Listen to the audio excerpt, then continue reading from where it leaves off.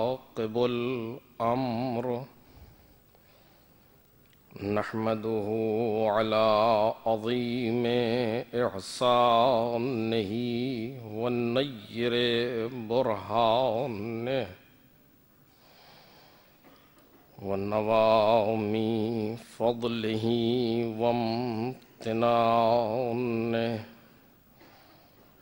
حمدا يكون لحقه قضاء ولشكره أداء وإلى ثوابه مقربا ولحسن مزيده موجبا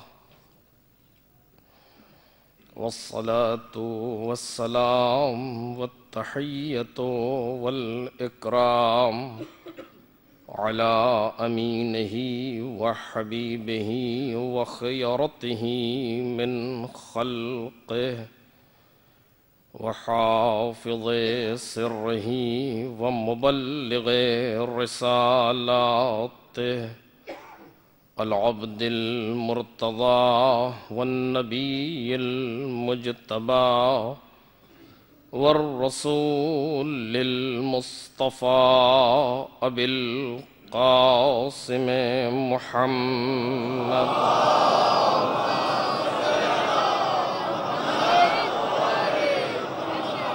وآله الأطيبين الأطهرين الأكرمين المعصومين المظلومين الذين أذهب الله عنهم الرجس وطهرهم تطهيرا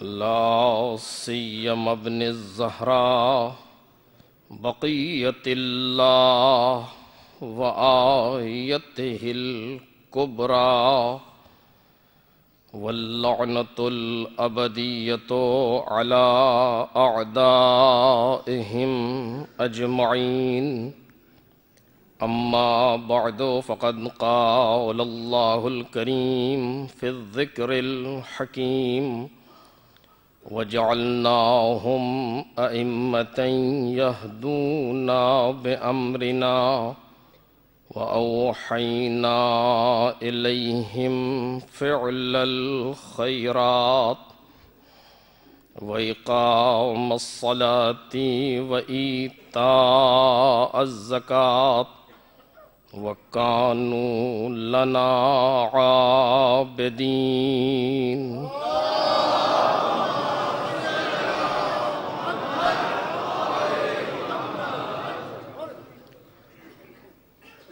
بزرگان محترم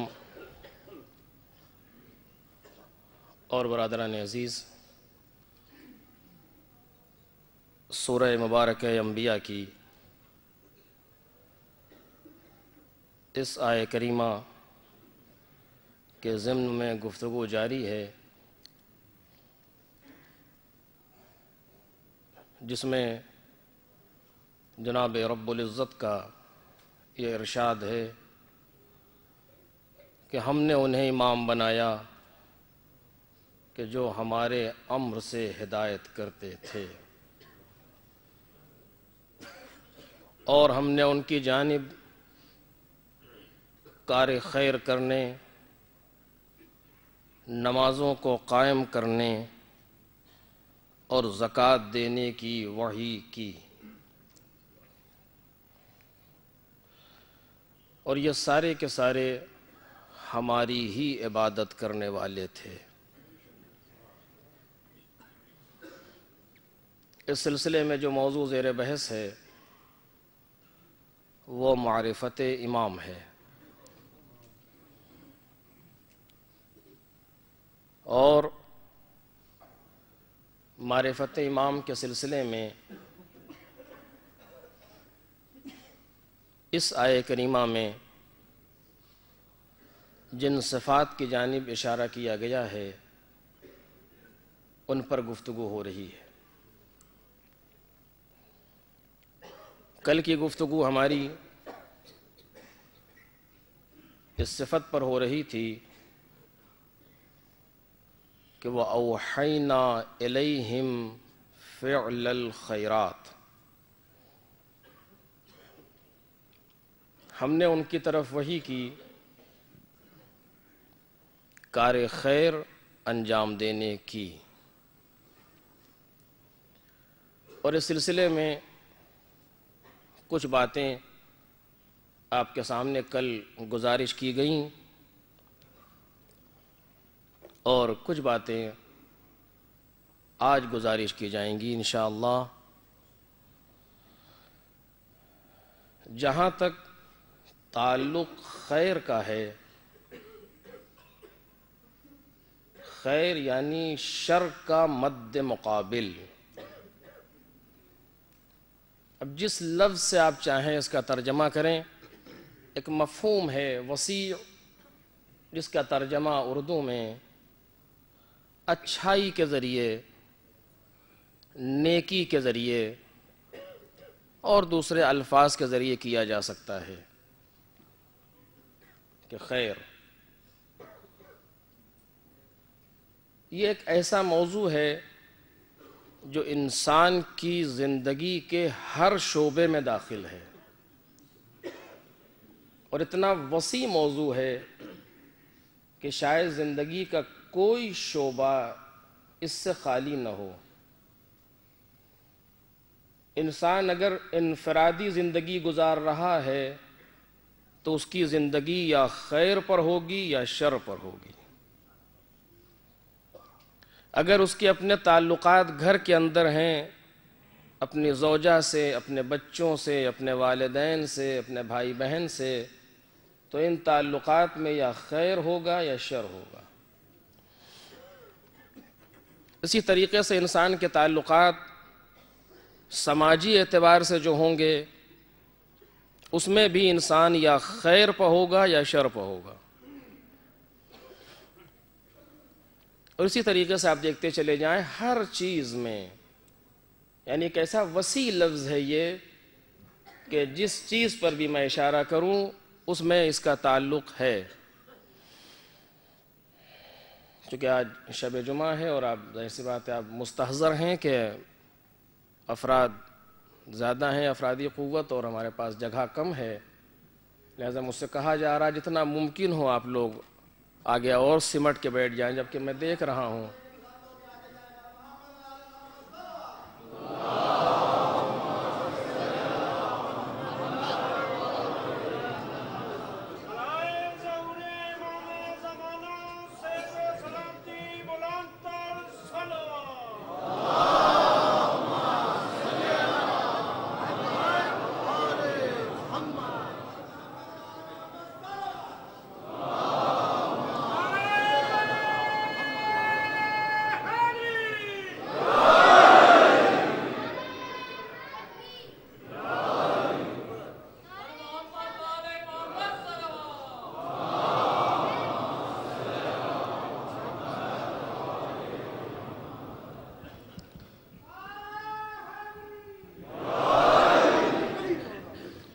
انتظامیہ بیچاری یہی چاہتی ہے کہ آپ مجھ سے اور قریب ہو جائیں، جسمانی اعتبار سے صحیح، روحانی اعتبار سے تو ہم اس قابل نہیں ہیں کہ آپ سے قریب ہوں، لیکن کم از کم جسمانی اعتبار سے اور قریب ہو جائیں تو جتنا ممکن ہے اتنا۔ اور بہرحال یہ چند دن اور یہ چند راتیں کہ جو عاشوراء تک ہیں، اس میں اس کا ہمیں خیال رکھنا چاہیے کہ ہمارے دائیں بائیں یا آگے کہیں جگہ خالی نہ رہے، ورنہ اگر کوئی بیچارہ آ کر کے اس کو لوٹنا پڑ جائے یا نہ سن سکے تو بہرحال ہم شاید اس کے ذمہ دار کہیں نہ کہیں قرار پا جائیں گے۔ لہذا جو بھی جہاں بیٹھ رہا ہے وہ اپنے دائیں بائیں اس چیز کو دیکھ کر کے بیٹھے، کوئی ایسی جگہ نہ رہ جائے کہ بعد میں کسی کا حق ضائع ہو۔ اور انتظامیہ بھی بیچارے مجبور ہیں کہنے پر، چونکہ بہرحال کچھ قانونی مشکلات ہیں، آپ مجھ سے بہتر جانتے ہیں، یہاں پر رہتے ہیں، اور ہمیں پابندی کرنی چاہیے تاکہ جتنا ممکن ہو ہم اور بہتر انداز میں اس کو قائم رکھ سکیں۔ اور اب یہ بہرحال بات آ ہی گئی ہے، ہماری زندگی کا توجہ کیجیے گا، ہماری زندگی کا سب سے خطرناک، سب سے ذمہ داری والا جو سبجیکٹ ہے، جو چیپٹر ہے، وہ عزاداری ہے۔ یہ صرف ایک اتنا ہی نہیں ہے کہ ہم آ کر کے جمع ہو کر کے امام حسین پر گریہ کرتے ہیں اور چلے جاتے ہیں، یہ ایک پہلو ہے اس کا۔ سب سے زیادہ جو ہم اپنے کلچر کو دنیا کے سامنے پیش کر سکتے ہیں وہ عزاداری سے پیش کر سکتے ہیں۔ اس لیے کہ نماز کے ذریعے سے، دوسرے اعمال کے ذریعے سے مختلف فرق اسلامی اس میں شامل ہیں، لیکن یہ ایک ایسا میدان ہے کہ جہاں پر ہم پہچانے جاتے ہیں۔ جتنا ہم اس میں منظم رہیں، جتنا ہم اس میں چیزوں کا خیال رکھیں گے، طہارت کا خیال، نظافت کا خیال، دوسروں کے حقوق کا خیال، ایک دوسرے پر ایثار کرنے کا جذبہ، ایک دوسرے کے ساتھ رسپیکٹ کا جذبہ، انتظامیہ مومنین کا احترام کرے، مومنین انتظامیہ کے ساتھ کوآپریٹ کریں، یہ جو جذبہ ہے جتنا یہ بڑھتا جائے گا، میں آپ سے سچ کہہ رہا ہوں، امام حسین آپ کو دعا دیں گے۔ اس سے زیادہ اور کچھ نہیں کہا جا سکتا۔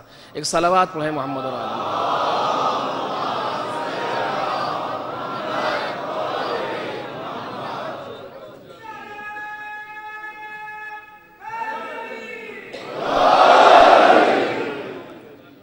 اور خود آپ دیکھیں کربلا کے میدان میں کسی قسم کا آپ اختلاف دکھا دیں آپس میں، نظریاتی اعتبار سے صحیح، جہاں کربلا میں کچھ لوگ شہید ہیں، اس میں کچھ آقا ہیں، کچھ غلام ہیں۔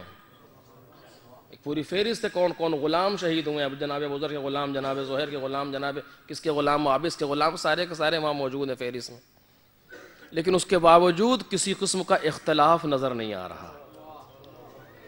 نہ کوئی یہ سمجھ رہا ہے کہ میں اس کا آقا ہوں، یہ میرا غلام ہے، نہ اس کے ذہن میں یہ فکر ہے۔ سب ایک پرچم کے تلے آ کر کے جمع ہوئے، سب ایک پرچم کے تلے اس طریقے سے جمع ہو گئے کہ ساری چیزیں مٹ گئیں۔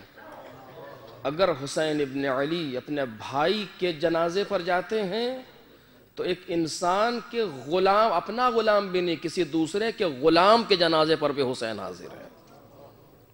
دکھائیے کوئی میدان جہاں اس طرح کا درس دیا جا رہا ہو۔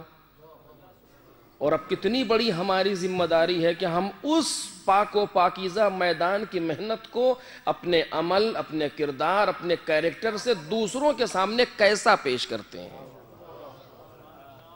اگر کوئی ایک بھی یہ تصور لے لے کہ آپ روڈ کا حال دیکھ رہے ہیں، کیا ہوا تھا کہ یہاں کچھ لوگ مجلس کرنے آئے تھے، یہ اگر یہ ہو گیا تو کون ذمہ دار ہے اس کا؟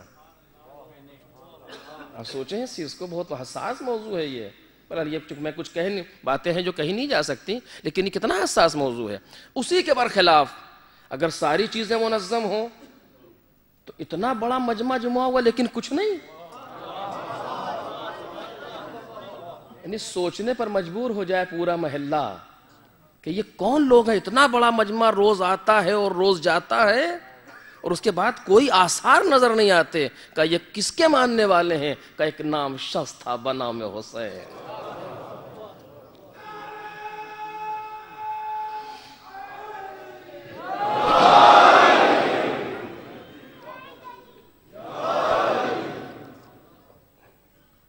اور میں انشاءاللہ اسے عرض کروں گا آپ کے سامنے کسی وقت میں، اتنا خطرناک ہے یہ مقام کہ میں سمجھتا ہوں انسان کی بہت سی چیزوں کی بنیاد ہے عزاداری پر۔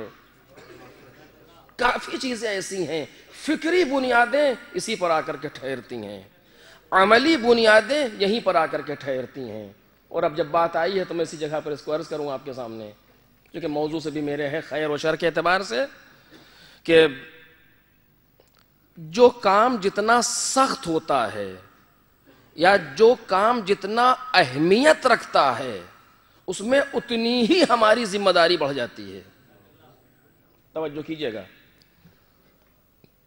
آپ دیکھیے، میں کہیں پر جاؤں، کسی دوسرے جگہ پر ہم گئے، جو لوگ ہم کو نہیں پہچانتے، کون ہیں آپ؟ کہ میں فلاں آیت اللہ کا نمائندہ ہوں۔ اچھا تشریف لائیے۔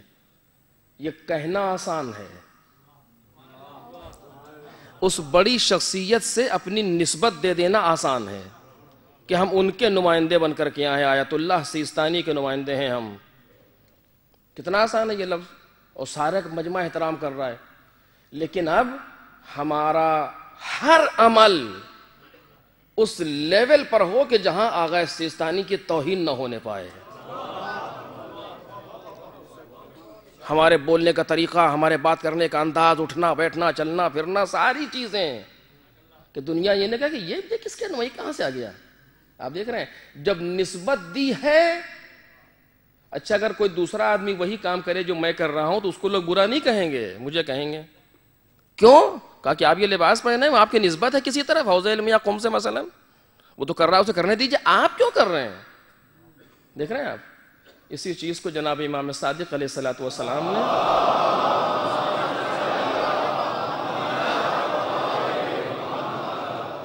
عجب شان سے کہا.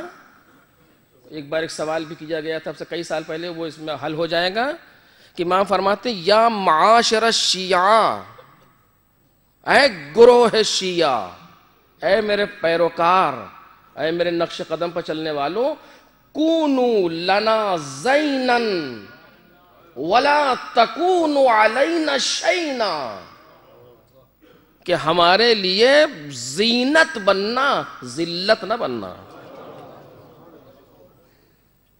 ہمارے لیے سبب زینت بننا، کونوا لنا زینا ولا تکونوا علینا شینا.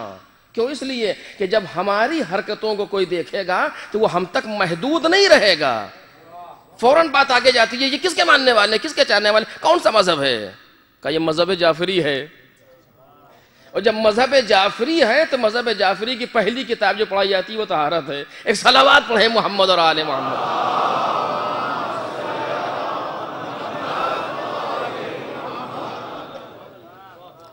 تو جتنی بات مہم ہوتی ہے اتنی ذمہ داری بڑھ جاتی ہے. توجہ کیجئے گا. سچ کہا تھا خطیب اعظم نے کہ عزاداری کے فانوس میں دین کی شمع روشن کرو. یعنی اگر دین کی شمع کہیں جل سکتی ہے تو وہ عزاداری کا فانوس ہے. اگر عزاداری کے فانوس میں دین کی شمع کو روشن کر دیا جائے تو چاہے جتنی آندھیاں اور جیسی آندھیاں آئیں دین برباد نہیں ہو سکتا. اگر عزاداری کے فانوس میں دین کی شمع روشن کی جائے، اور اگر، اب یہ جملہ میں ذرا سا عجیب سا کہہ رہا ہوں، اگر عزاداری کے فانوس میں دین کی شمع کو روشن نہ کیا جائے، کوئی اپنی مرضی کے فانوس پر روشن کرنے پر آ جائے شمع دین کو، تو نہ کل روشن ہوئی تھی نہ آج روشن ہو سکے گی. ایک معمولی سی آندھی اڑا کے لے جائے گی، دین کا نام تو رہ جائے گا، روح نہ رہ جائے گی. لیکن اگر عزاداری کے فانوس میں دین کی شمع روشن ہو جائے تو ایسٹ کی آندھی آ رہی ہو، ویسٹ کی آندھی آ رہی ہو، کوئی بھی یلغار ہو رہی ہو، وہ شمع بجھنے نہیں پائے گی. اور کہنے والا یہ کہتا ہوا نظر آئے گا کہ ما ہرش داریم از محرم و سفر داریم، میرے پاس جو کچھ ہے وہ محرم و سفر کا نتیجہ ہے. ایک صلوات بول دیں محمد اور آل محمد.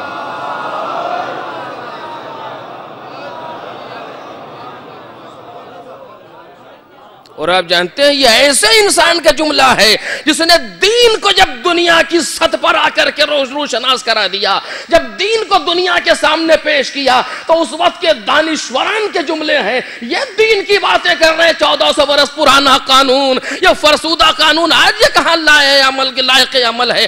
آج اس میں اتنی طاقت کہاں ہے کہ اس ٹیکنالوجی کے زمانے میں، اس بڑھتی ہوئی دنیا کے زمانے میں سامنے آ جائے اور اس کے مقابلے میں آ کر کھڑا ہو جائے. اس نے آواز دی، ابھی تم نے دین کا نام سنا ہے، دین کو دیکھا نہیں ہے. میں اس دین کو پیش کرنے والا ہوں جو تمام بھی ہوا تھا، جو کامل بھی ہوا تھا، جس پر نعمتیں بھی تمام ہوئی تھی، جس سے خدا بھی راضی ہوا تھا. اور جب اس دین کو اس نے آ کر کے پیش کیا تو آپ کے سامنے موجود ہے. ساری دنیا لرز رہی ہے لیکن اس دین کی شمع کو بجھا نہیں پا رہی. جس نے یہ دین کے پیغام دنیا کو دیا تھا اس نے یہ نہیں کہا کہ ہم نے اپنی محنتوں پہ دین کو پہنچا دیا، ہم نے اپنی مشقتوں پہ دین کو پہنچا دیا، ہم نے عوامی قوت پہ دین کو پہنچا دیا، ہم نے اپنی سیاست پہ دین کو نہیں. اس نے کہا ہم نے دین کو پہنچایا ہے تو محرم و سفر کے نتیجے میں پہنچایا.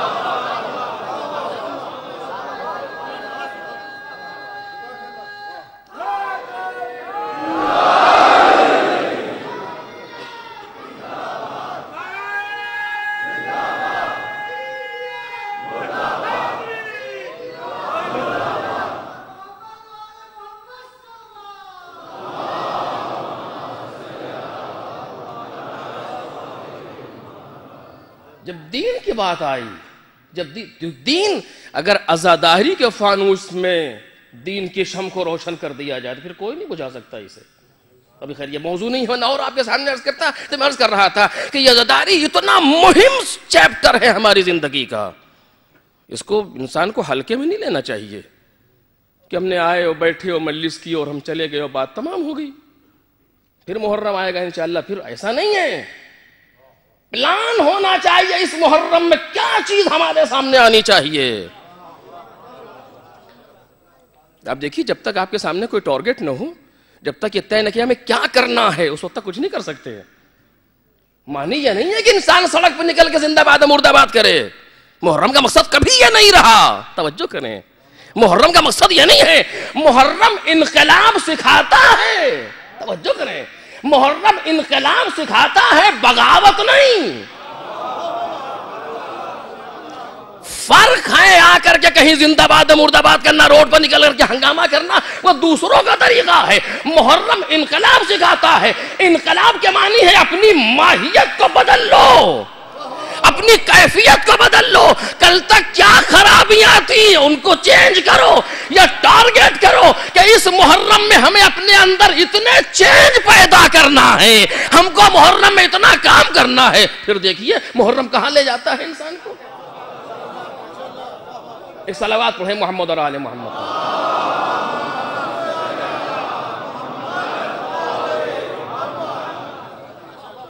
ایسے ایسے لوگ گزرے ہیں، ایسے ایسے علماء گزرے ہیں جو فرش عزا پر قدم رکھتے ہیں. بسم اللہ الرحمن الرحیم، بسم اللہ وباللہ وفی سبیل اللہ وقربتاً الی اللہ. فرش عزا پر قدم رکھ رہا ہے قربتاً الی اللہ. قربتاً الی اللہ یعنی عبادت. توجہ کریں، کوئی شوخی نہیں ہے. ابھی اور بات ہے چونکہ ہم لوگ خود یہاں سے بیٹھ کر کے پڑھ رہے ہیں، کچھ باتیں ہیں جو معنی ہوتی نہیں کہہ سکتا انسان، ورنہ کوئی معمولی مسئلہ نہیں ہے فرش عزا. ایک مجلس میں شرکت کر کے انسان کتنا کچھ حسین سے لے سکتا ہے ہم اور آپ سوچ نہیں سکتے آسانی سے.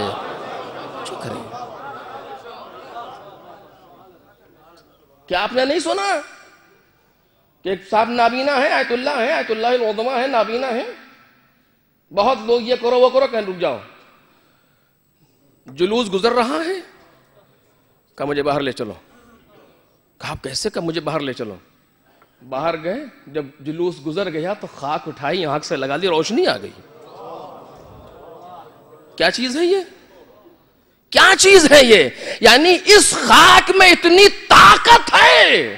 توجہ کریں، اس خاک میں اتنی طاقت ہے، اس فرش میں اتنا اثر ہے، ہمارے اندر قابلیت نہیں ہے. توجہ کریں، ہمارے اندر صلاحیت نہیں ہے، ہمارے اندر اہلیت نہیں ہے، چونکہ ہم نے کبھی اس نظر سے دیکھا نہیں. اچھا آپ خود بتائیے، میں اسپتال روز جاتا ہوں، ڈیلی صبح اسپتال گئے شام کو چلے آئے، صبح اسپتال گئے شام کو چلے آئے. کب اچھا ہو جاؤں گا؟ کبھی نہیں. کیونکہ اسپتال جانے سے کوئی تھوڑی اچھا ہوتا ہے.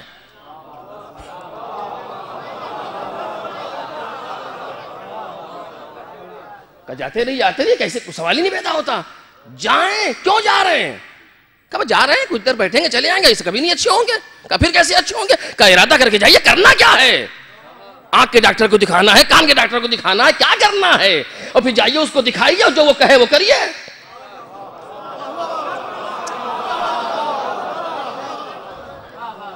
آنکھ کے ڈاکٹر کو دکھائیے، کوئی مشکل آنکھ میں آئی آنکھ کے ڈاکٹر کو دکھائیے، اور اس کے بعد وہ نسخہ لکھے گا کہ یہ کرنا یہ نہ کرنا. کچھ مثبت پوائنٹس ہیں، کچھ منفی پوائنٹ ہیں، مثبتات کو لیتے جائیں، منفیات کو چھوڑتے جائیں. خود بخود شفا نصیب ہونے لگے، خود بخود فائدہ ہونے لگے گا. فرش عزا پر چلے گھر سے، مولا آپ جانتے ہیں، پورا مجمع نہیں جانتا، کوئی نہیں جانتا، آپ جانتے ہیں میرے اندر تکبر ہے. توجہ کیجئے، میں بالکل پریکٹیکل بات کر رہا ہوں، بہت چھوٹی سامنے کی بات کہہ رہا ہوں، لیکن توجہ کریں. فرزند رسول آپ کو معلوم ہے آج شب 8 ہے، آپ کسی ایک کو رونے آئے ہیں. باب الحوائج ہے، وہ مرادوں کو پوری کرتا ہے. کل کر رہا تھا، آج بھی کرتا ہے. اس میں کل کی طاقت تھی، آج بھی طاقت ہے. قیامت تک کی طاقت موجود ہے عباس کے اندر. گھر سے چلے، عباس علی کے لال سرکار کوئی نہیں جانتا، میرے گھر والے بھی نہیں جانتے، لیکن آپ تو جانتے ہیں نا میرے اندر تکبر ہے، غرور ہے، حسد ہے، دوسروں سے جلن ہے، کینہ ہے، یہ سارے نگیٹو پوائنٹس ہیں ہماری زندگی کے۔ سرکار میں آج آپ کی مجلس میں جا رہا ہوں، آپ طبیب ہیں، میں مریض ہوں، آپ ڈاکٹر ہیں، ہم مریض ہیں۔ میرے عزیزو کاش ایک مجلس اس طرح ہم پڑھ کے دیکھیں اور آپ سن کے دیکھیں۔ محرم یعنی یہ، اور اگر چینج نہ پیدا ہو جائے، کیا مجال کوئی عباس سے دل سے مانگے اور جواب نہ سنے؟ کیا مجال ہے؟ ہمیں مانگنا نہیں آتا، ہمیں فکر نہیں ہے، ہم نے محرم کو اس جہت سے دیکھا نہیں کہ محرم ہماری زندگی میں تبدیلی لا سکتا ہے، فرش اعضاء ہماری زندگی کو بدل سکتا ہے، ہمارے برے ماحول کو صحیح کر سکتا ہے۔ توجہ کریں، یہ معمولی مسئلہ نہیں ہے فرش اعضاء ہے محرم اور آ رہا ہوں بیٹھ جانا، اتنا بڑا مجمع دکھ رہا ہے، بیٹھنے کی جگہ نہیں درمیان میں لوگوں کے۔ وزٹنگ کارڈ کسی کے پاس، کسی کو انویٹیشن کسی کے پاس گیا تھا، کیوں آئے ہیں؟ یہ ان کا کرم ہے کہ وہ ہمیں کھینچ کے لا رہے ہیں۔ اب یہ ہمارے اندر ہنر ہونا چاہیے کہ ہم تو تمہیں سمندر تک لے آئے، اب تم نہ پیو تو ہم کیا کریں؟ کون سی ایسی چیز ہے جو یہاں نہیں ہے؟ توجہ کریں، وہ ہم نہ لے تو وہ کیا کریں آخر؟ ہم نے تمہیں اٹھا کر کے فرش اعضاء تک پہنچا دیا، ہم نے اس محبت کے ذریعے سے، ہم نے اپنی طاقت کے ذریعے سے، ہم نے اپنے لطف و کرم کے ذریعے سے تم کو تمہارے گھر سے اٹھایا، فرش اعضاء تک پہنچا دیا، اب بھی تم نہ لینا چاہو تو ہم کیا کریں اس کے لیے؟ اب تمہیں چاہیے ارادہ کرو، چلتے چلے جاؤ، اور جتنا اڑنا چاہو جتنا طاقت تمہارے اندر ہم عطا کرتے جائیں گے۔ ایک صلوات پڑھ دے محمد اور آل محمد۔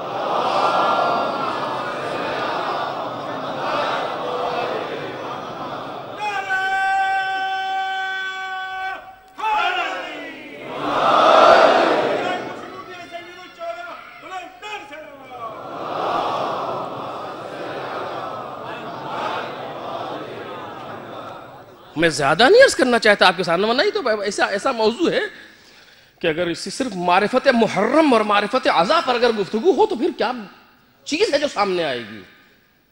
آپ ایک ڈاکٹر کے پاس جائیں، مسلسل 2 مہینے تک جا رہے ہیں، جب کوئی فائدہ نہیں ہو رہا، کسے لوگ برا کہتے ہیں؟ کہ 2 حال سے خالی نہیں ہے، یا تو اس میں صلاحیت نہیں ہے، یا تم اس کے نسخے پر عمل نہیں کر رہے، 2 ہی حال تو ہے۔ آپ ایک سمندر میں روزانہ نہانے جاتے ہیں کسی حوض میں، 2 مہینے تک نہاتے رہے، کہ تو کیا ہوگا؟ کہ تمہیں نہانا نہیں آتا یا پانی خراب ہے، یہی تو حال ہو سکتا ہے، ورنہ سوال ہی نہیں۔ کوئی انسان 2 مہینے تک مسلسل نہاتا رہے اور پھر بھی مائل باقی رہ جائے، کیسے ممکن ہے؟ 2 مہینے تک سمندر بحر حسینی میں غوطہ ور ہو، توجہ کریں، 2 مہینے تک حسین ابن علی سے رابطہ ہو اور پھر بھی روح میں کثافت باقی رہے، تعجب نہیں ہے؟ میں آپ کے لیے نہیں کہہ رہا ہوں، خدا نخواستہ میں جسارت نہیں کر سکتا، میں اپنے لیے عرض کر رہا ہوں، کیوں نہیں نکلتی یہ کثافت؟ اگر محرم کے پہلے 2 بھائیوں میں جھگڑا تھا تو محرم کے بعد دونوں کیوں گلے نہیں ملتے؟ یہ کینہ کیوں باقی ہے؟ کیونکہ ہم نے محرم کو ابھی اس نظر سے دیکھا کہاں ہے جس نظر سے حسین دکھانا چاہتے ہیں۔ کیوں ہے یہ؟ سوچنے کا مقام نہیں ہے، دیکھنا کہ نہیں؟ ہمیں اپنی مجلسوں پہ غور کرنا چاہیے۔ اگر ہم محرم کے بعد بھی کسی سے حسد رکھتے تھے پہلے اور بعد میں باقی رہا، مجلسوں پہ غور کرنا چاہیے کہ کہیں کچھ نہ کچھ مشکل ہے اس کے اندر، ورنہ ہو ہی نہیں سکتا۔ اب میں نے عرض کیا تھا جناب وہاب کئی دن رہے حسین ابن علی کے ساتھ، کیسی زندگی بدل گئی۔ جناب زہر کتنی دیر کے لیے آئے تھے، کیسا حسین نے بدل دیا۔ کیا صلاحیت تو نہیں ہے؟ لیکن وہی حسین چل کر کے عبید اللہ ابن حر جعفی کے خیمے تک گئے اور وہ نہیں آیا۔ فرق کیا تھا؟ زہیر کو بلایا، آئے، بدل دیا، وہاں تک خود گئے مولا، وہ نہیں آیا۔ یعنی بدلہ اس کو جائے گا جو خود چاہے۔ اس بارگاہ سے بدلہ معجزہ نہیں کریں گے حسین ابن علی، کر سکتے ہیں لیکن قرار یہ نہیں ہے۔ تم ارادہ کرو، مدد نہ ملے تب کہو، فَإِذَا عَزَمْتَ، قرآن مجید نے کہا پیغمبر سے فَإِذَا عَزَمْتَ فَتَوَكَّلْ عَلَى اللَّهِ، اگر تم نے ارادہ کر لیا تو پروردگار پر بھروسہ کرو۔ نہ صرف توکل تمہارے ارادے کے بغیر کارساز ہے، اور نہ تمہارا ارادہ بغیر توکل کے کارساز ہے۔ پہلے حسین ابن علی سے چاہو اور پھر ان سے مدد مانگو۔ جب ارادہ ہی نہیں ہے ٹھیک ہونے کا تو مولا کیوں اس کے، یہ تو لطف و کرم ہے کہ اتنا ہم کو مل جاتا ہے بغیر ارادہ کیے ہوئے بھی۔ ایک صلوات پڑھیں محمد اور آل محمد۔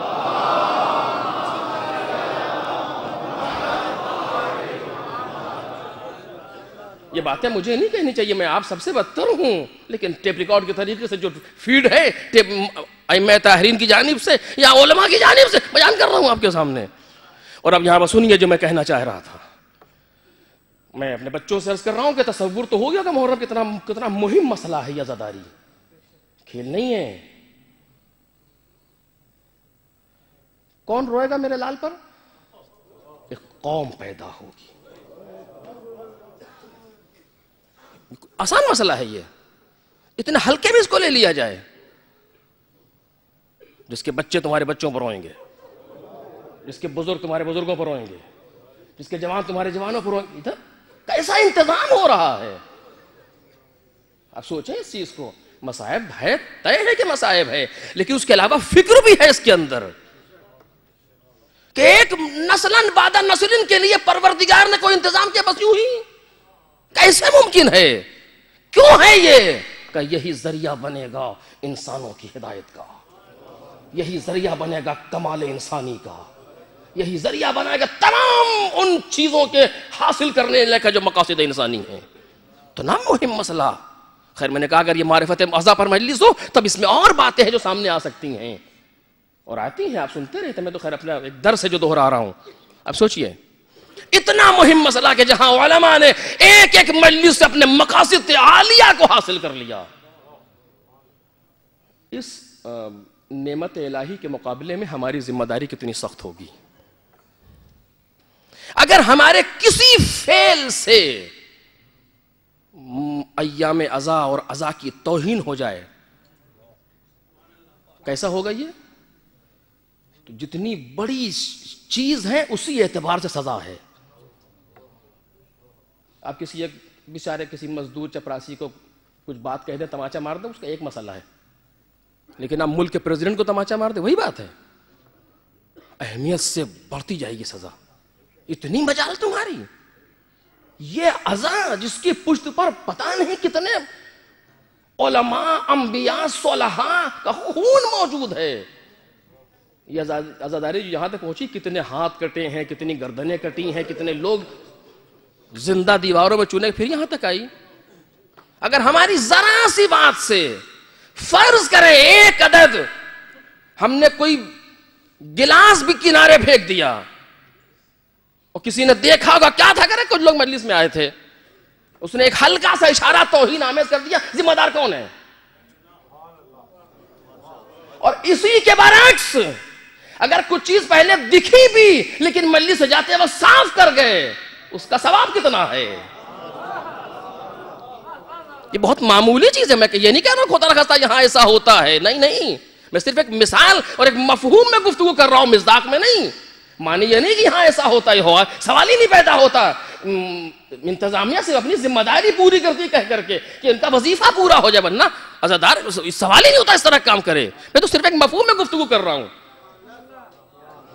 اتنا مہم موضوع، اس میں کتنی ذمہ داریاں ہوں گی؟ مجھے لگتا ہے شاید بات آگے نہ بڑھا سکوں، جس جگہ پر سنیے، ایک مجلس میں 3 طرح کی ذمہ داریاں ہیں جو بیک وقت کام کرتی ہیں۔ توجہ میرے عزیزو، ایک مجلس میں 3 طرح کی ذمہ داریاں جو بیک وقت کام کرتی ہیں، اور یہ تینوں ذمہ داریاں وہ ہیں جن سے پروردگار عالم روز قیامت سوال کرے گا۔ میں ذمہ داری سے عرض کر رہا ہوں آپ کے سامنے۔ پہلی ذمہ داری، خود اس جگہ بیٹھ کے پڑھنے والے کی ذمہ داری۔ تم کو ہم نے اس جگہ تک پہنچایا تھا، اگر ہم نہ چاہتے تو تم زبان نہیں کھول سکتے ہو۔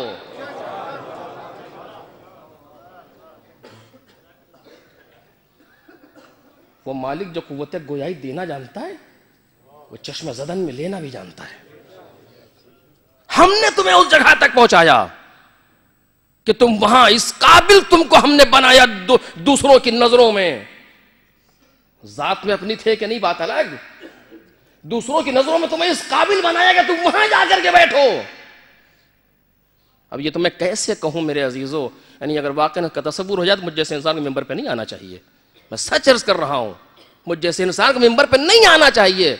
اگر تصور ہو جائے اس جگہ تم کو بٹھایا کل جہاں میرا رسول بیٹھتا تھا, اور اس کے بعد اتنے لوگوں کو تمہاری طرف جمع کیا, اور تم نے بیٹھ کر کے کیا دیا؟ سوچیں آپ. یہ کہنا بہت آسان ہے کہ میری مجلس میں اتنا بڑا مجمع آتا ہے.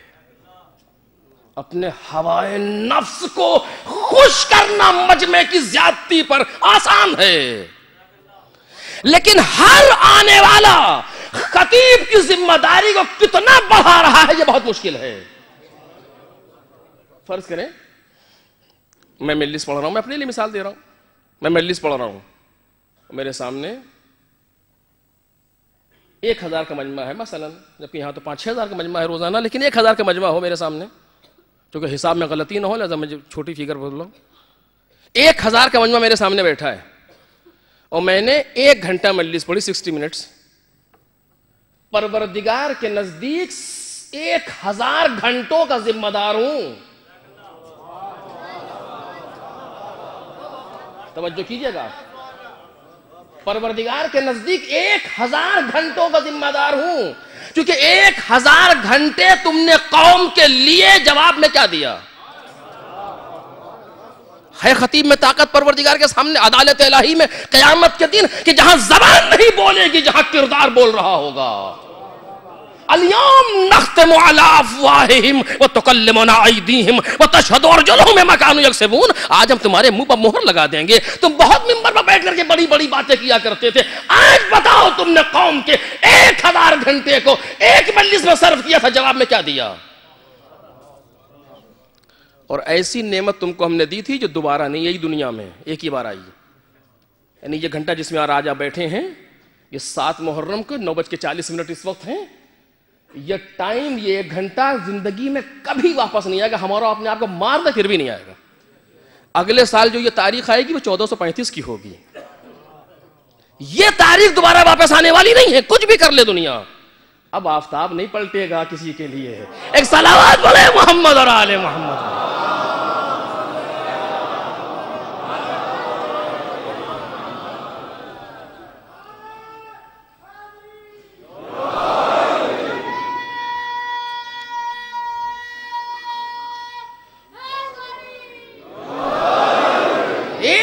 گھنٹوں کا ذمہ دار پروردگار کے نزدیک. سوچئے اگر یہ تصور پیدا ہو جائے اور انسان صاحب معرفت, تو نیند آئے گی. خالی تصور آ جائے اور انسان کے اندر معرفت, تو مجھ جیسا بے غیرت انسان کیا ان مسائل کو سوچ سکے گا. لیکن جو صاحبان فہم ہیں, تصور خالی ہو جائے عدل الہی کا, قیامت کا, 1 گھنٹے کا, ایک مجلس میں اتنی بڑی ذمہ داری. پہلی ذمہ داری یہاں کی ہے, خطیب کی ہے. تم کیا پڑھ رہے تھے؟ کیا کہہ رہے تھے؟ وہ کہہ رہے تھے جو تمہارا دل کہہ رہا تھا, یا وہ کہہ رہے تھے جو اہل بیت کہہ رہے تھے؟ میں نے اسے پہلے بھی کہا ہے, شاید آپ کو یاد ہو, کہ کسی کے دل, عجیب مشکل آئے کہ عوام سے اٹھ کر کے جملہ ممبر پہ آ گیا, میرا دل کہتا ہے. سرکار آپ کا جو دل کہتا ہے اس کو اپنے لیے رکھیے, یہاں وہ کہیے جو وہ کہتے ہیں. اس لیے کہ دین و شریعت و اسلام و عزاداری میں کسی کے دل کی کوئی حیثیت نہیں ہے, کسی کے دل کی کوئی حیثیت نہیں ہے. اگر کسی کے دل کی حیثیت ہے بھی تو وہ 15واں نہیں ہے, 14 ہی ہیں.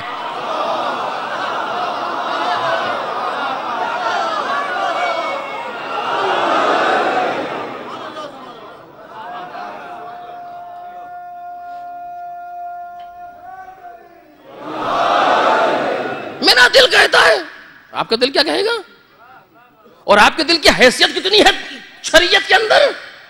آپ کا جو دل کہتا ہے اس کو اپنے لیے محفوظ کیجئے. یہاں وہ کہیے یہی وہ جگہ وہ ہے کہ جہاں سے وہ بیان ہونا چاہیے جو اہل بیت چاہتے ہیں.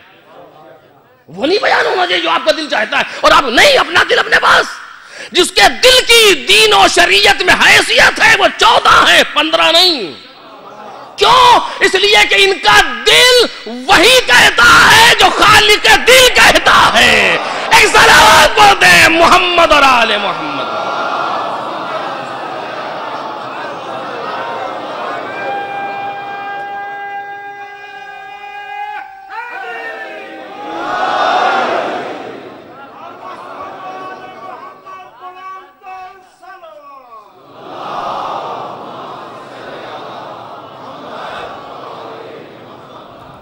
دیکھ رہے ہیں آپ کتنی بڑی ذمہ داری یہاں پر آ کر کے. اور اب سوچئے کہ کیا گزرتی ہے مجلس پڑھنے والے پر. پروردگار آپ کو خطیب بنا دے, پھر آپ کو محسوس ہو کہ ہاں کیا گزرتی ہے یہاں آنے کے بعد انسان کے لیے. بہرحال میں اپنے لیے نہیں کہہ رہا ہوں, جو اہل ہیں, ہم لوگ تو نہ اہل, ہمیں کیا گزرے گی. لیکن بہرحال پہلی ذمہ داری خطیب کی ذمہ داری. تم نے کیا کہا تھا؟ تمہیں یاد ہے تم نے فلاں مجلس میں یہ بات کہی تھی جو حسین ابن علی کے اس قول کے مخالف تھی. جواب دو. آپ تو سن کے بھول گئے, میں پڑھ کے بھول گیا, اس کو یاد ہے. وہاں جو کیمرے جو چل رہے ہیں نا آٹومیٹک پروردگار کے, اس سے کچھ نہیں نکلنے والا, وہاں کچھ نہیں. فَمَن يَعْمَلْ مِثْقَالَ ذَرَّةٍ خَيْرًا يَرَهُ. اور تم بھلاؤ گے بھی کیسے, جھٹلاؤ گے کیسے؟ ہم تمہاری پڑھتی ہوئی مجلس تمہیں سنائیں گے. بھئی مجلس پڑھنا عمل ہے کہ نہیں ہے؟ کہ ہے. جب عمل ہے تو خدا دکھائے گا. بڑی فکر تھی کہ آن لائن جا رہی ہے کہ نہیں, بڑی فکر تھی کہ لائیو ٹیلی کاسٹ ہے کہ نہیں. آؤ ہم تمہیں لائیو دکھاتے ہیں. یہ بات جو تم نے کہی ہے یہ قرآن کی فلاں آیت کے خلاف ہے. جواب دو. اور اب مجمع دیکھے گا, ہاں ہم تو اس پر بہت سبحان اللہ کہہ رہے تھے, یہ کیا ہو گیا یہاں؟ ایک صلوات پڑھے محمد اور آل محمد.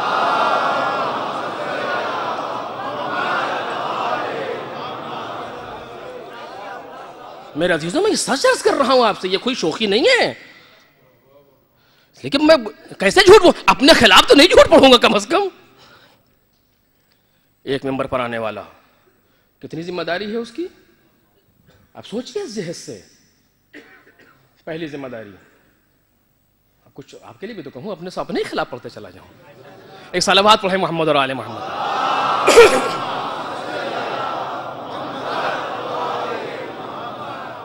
لیکن میں گفتگو کو مزاح میں ضائع نہیں ہونے دینا چاہتا. یہ پہلی ذمہ داری کہ جو خطیب کی ذمہ داری ہے. دوسری ذمہ داری جو میں ذمہ داری پہلی شاید وہ ہو جسے دوسری کہہ رہا ہوں, لیکن میں اس ترتیب تشریفی کے اعتبار سے کہہ رہا ہوں. دوسری ذمہ داری کمیٹی اور انتظامیہ کی ذمہ داری ہے. تم نے اس انسان کو ممبر پر کیوں بٹھایا؟ توجہ کیجئے کہ جو ہمارے مشن کے خلاف پڑھ رہا ہے. تمہیں کس نے حق دیا تھا ایسے انسان کو بلا کر کے وہاں بٹھال کر کے قوم کے اتنے گھنٹے برباد کرنے کے؟ تمہیں کس نے حق دیا تھا؟ ایسے ہی نہیں ہے کہ جس کو جہاں چاہے لا کے بٹھائے. نہیں, تم جواب دو. ایک امام جماعت کو ڈھونڈنے کے لیے اتنی شرطیں دیکھتے ہو.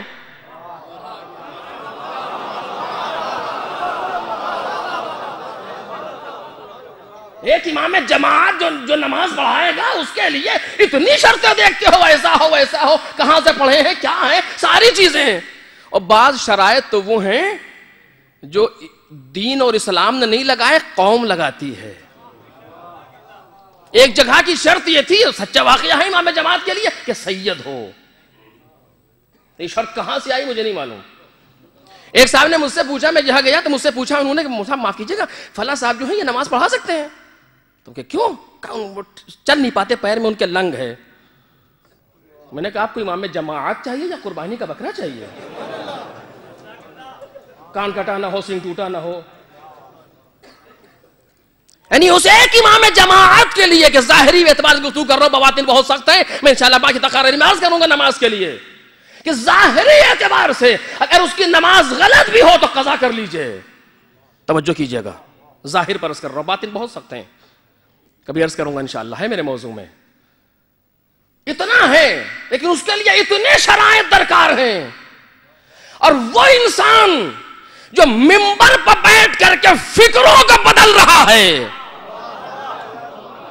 تم بعنوان انتظامیہ کمیٹی تم نے کسی شرط کو مد نظر نہیں رکھا کہ یہ انسان متقی ہے کہ نہیں ہے، پرہیزگار ہے کہ نہیں ہے، عادل ہے کہ نہیں ہے، سچا ہے کہ نہیں ہے، بعمل ہے کہ نہیں ہے، کوئی ایمان کتنا ہے، کوئی شرط نہیں ہے. کہاں سے پڑھے کہ نہیں پڑھے، کچھ نہیں.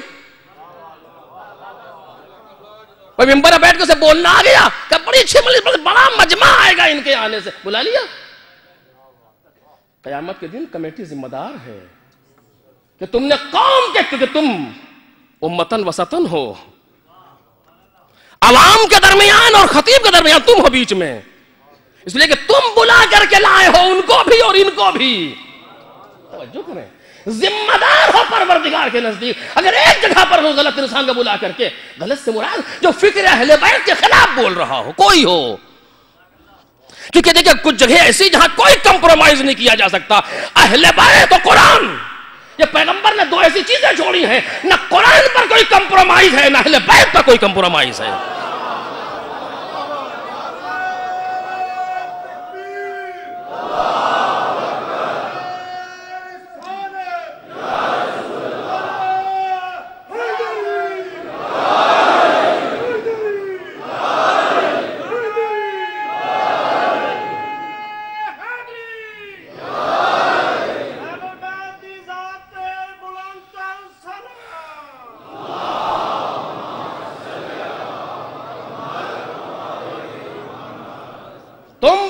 انتظامیہ کمیٹی ذمہ داروں کو جواب دو.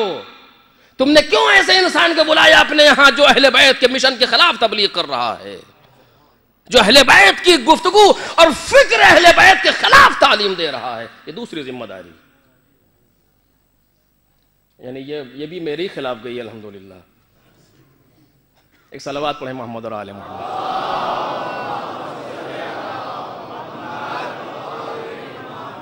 چونکہ اگر کمیٹیز ان چیزوں کو برتے تو مجھے ایسے انسان ممبر پہ کیا آئیں گے پھر. لیکن بہرحال یہ دوسری ذمہ داری. اور تیسری ذمہ داری آپ خود سمجھ گئے ہوں گے. تیسری ذمہ داری خود آڈینس، خود عوام کی ذمہ داری ہے. تم ایسی جگہ بیٹھے کیوں؟ تم ایسی جگہ رکے کیوں کہ جہاں پر ہمارا دین پامال ہو رہا ہو، جہاں اہل بیت کی محنتوں کو مٹایا جا رہا ہو؟ کیوں بیٹھے ایسے جگہ پر؟ مجبور تھے بیٹھنے کے لیے. پروردگار ہم کیا کریں؟ مت جاؤ ایسے مقام پر. کیوں تو ایسی جگہ موجود تھے؟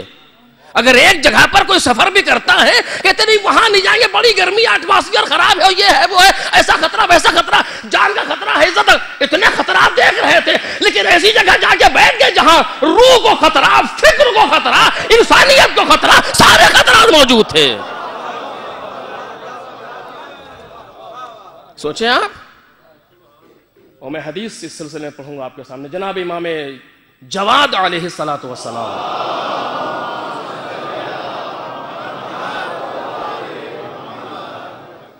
من اصغى الى ناطق فقد عبده، جس نے کسی کہنے والے کی بات کو غور سے سنا اس نے اس شخص کی عبادت کی ہے. جملے امام کے ہیں، میرے نہیں. من اصغى الى ناطق، اصغى غور سے سننا، سمعا ہے آواز کا آنا، اصغى یعنی غور سے سننا. جس نے کسی کہنے والے کی بات کو غور سے سنا اس نے اس کہنے والے کی عبادت کی. فَإِن كَانَ النَّاطِقُ عَنِ اللَّهِ فَقَدْ عَبَدَ اللَّهِ، اگر وہ بولنے والا اللہ کی جانب سے بول رہا تھا تو سننے والا اللہ کی عبادت کر رہا تھا. امام کی فکر دیکھیں، امام کی یہ امام کی فکر ہے. مرض دیکھ رہے ہیں امام میں کیا ہونے والا ہے. اس نے اس کی عبادت کی. اگر بولنے والا من جانب اللہ بول رہا تھا، خدا کی طرف سے بول رہا تھا. خدا کی طرف سے بولنے کے معنی کیا ہیں؟ خدا کی طرف سے بولنے کے معنی یہ ہیں قرآن کے مطابق بولو، علی بن ابی طالب کے مطابق بولو، امام حسین کے مطابق بولو، ائمہ طاہرین کے مطابق بولو، پیغمبر کے مطابق بولو، جناب زہرا کے مطابق بولو. یہی ہے مظہر قول پروردگار، یہی ہے مظاہر کلام الہی، ان کے مطابق بولو. اگر انسان پروردگار کی جانب سے بول رہا تھا فقط عبد اللہ، تو سارے کے سارا مجمع، سارے کے سارے سننے والے اللہ کی عبادت کر رہے تھے. اور اگر وَإِن كَانَ النَّاطِقُ يَنطِقُ عَن لِسَانِ إِبْلِيسَ فَقَدْ عَبَدَ إِبْلِيسَ، اور اگر بولنے والا ابلیس کی زبان سے بول رہا تھا تو سننے والے ابلیس کی عبادت کر رہے تھے. دیکھ رہے ہیں؟ یہ 3 ذمہ داریاں ہیں جو بیک وقت ایک مجلس میں کام کر رہی ہیں. خطیب اپنا ذمہ دار ہے کیا کہہ رہا ہے، انتظامیہ اپنی ذمہ دار ہے کیا ہو رہا ہے، سننے والے اپنے ذمہ دار ہے کیا سن رہے ہیں. اور میں یہ سمجھتا ہوں کہ سب سے پاورفل جو شعبہ ہے وہ عوام کا ہے. اگر یہ طے کر لے کہ ہم وہی سنیں گے کہ جو دین اور اہل بیت کے مشن کے مطابق ہوگا، سارے خطبہ اہل بیت کے مشن پہ بولنے لگیں گے. ایک صلوات پڑھیں محمد اور آل محمد.